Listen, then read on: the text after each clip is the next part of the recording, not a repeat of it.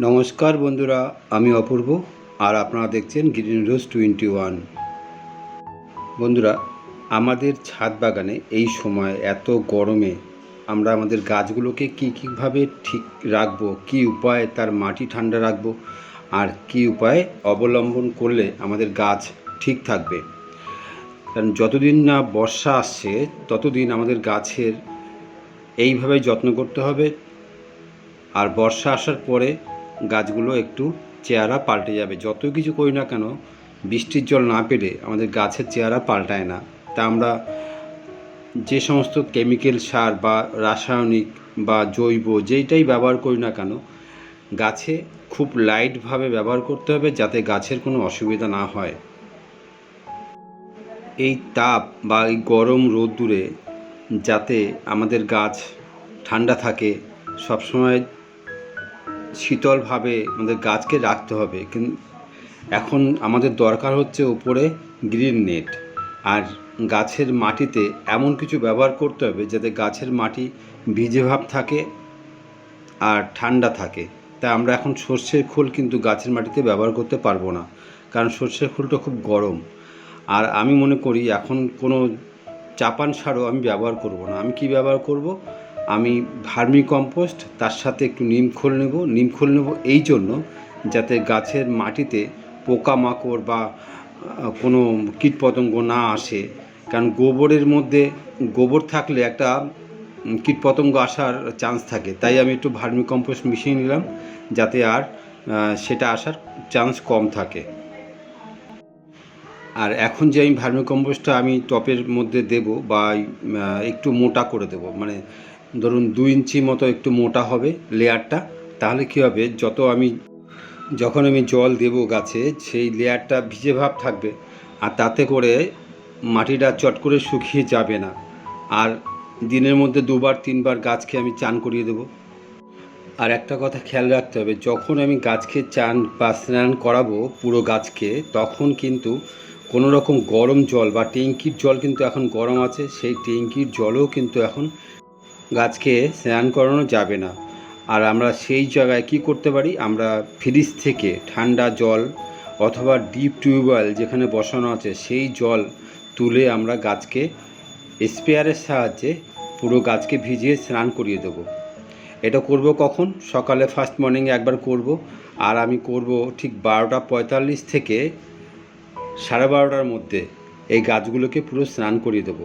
আর একবার কি করব, সন্ধ্যাবেলা বা বিকেল বেলায় আমি গাছকে ঠান্ডা জলে আবার একবার স্নান করিয়ে দেবো। এরপরে আমি কি করতে পারি, এরপরে একটা এরকম প্লাস্টিক নেব, প্লাস্টিক নিয়ে গাছের গোড়ায় টপে সুন্দর করে বেঁধে দেবো। বাঁধার পরে যে প্লাস্টিকের ফাঁকা দিয়ে আমি গাছে এইভাবে জল দিতে পারি, তাতেও কিন্তু মাটিটা ঠান্ডা থাকবে, মানে আর্দ্র ভাবটা ধরে থাকবে টপের মাটিতে। এরপরে আমি আরও একটা কাজ করতে পারি, সেটা হচ্ছে এরকম থার্মোকল নেব, গোল করে কেটে এবার মাঝখানটাও এরকম একটা ফুটো করে নেব।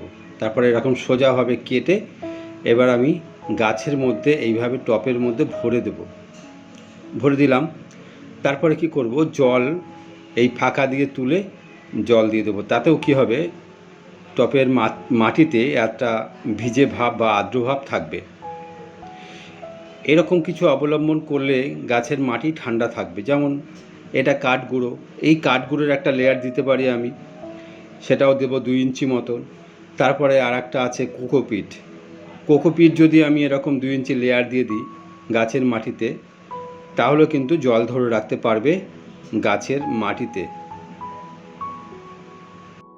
এই প্রখর রৌদ্র বা এই খরাতে আমি যদি এভাবে অবলম্বন করি, তাহলে আমার গাছ বা গাছের মাটি দুটোই ঠান্ডা থাকবে।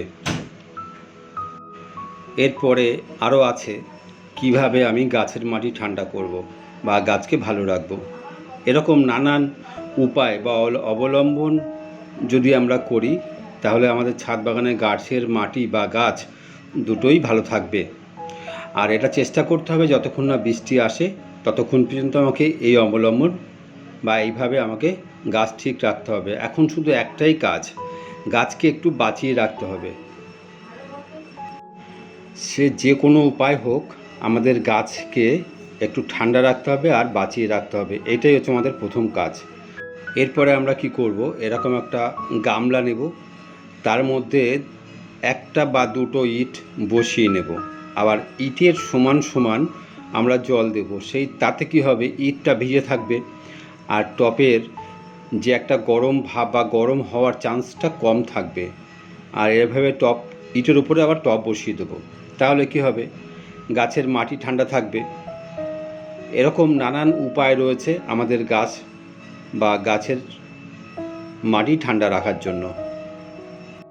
আবার গাছ ভালো রাখার জন্য নানান উপায়ে অনেক ভিডিও আমার চ্যানেলে ছাড়া আছে, একটু সময় করে দেখে নেবেন, তাহলে আরও সুবিধা হয় বা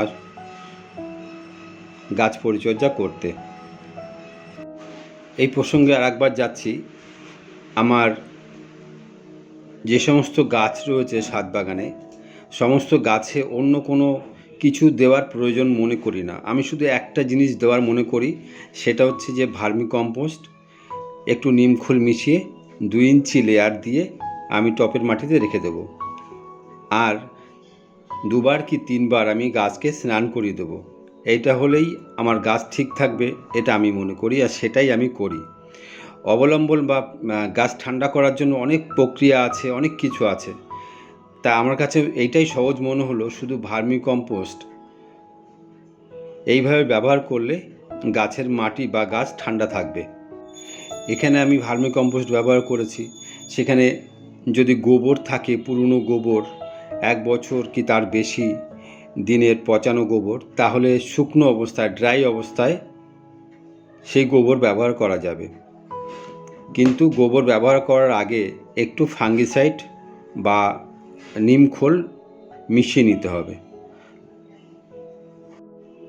আর আমি মনে করি এই সময় গাছে মাটিতে অন্য কিছু ব্যবহার না করে যদি আমরা গাছের পাতায় স্প্রে করি, ঠান্ডা জলে স্প্রে করতে হবে, আর স্প্রে করতে হবে ফার্স্ট মর্নিংয়ে। অনুখাদ্য বা ভিটামিন এই জাতীয় কিছু পাতায় স্প্রে করতে হবে। আর মাসে অন্তত 2বার ফাঙ্গিসাইড গাছের মাটিতে ব্যবহার করতে হবে এই সময়। বন্ধুরা, আজকে এই ছিল গাছকে ভালো রাখার বা সুস্থ রাখার জন্য নানা রকম টিপস। আজকে এই পর্যন্তই, ভালো থাকবেন, আবার কথা হবে নতুন কোনো ভিডিওতে।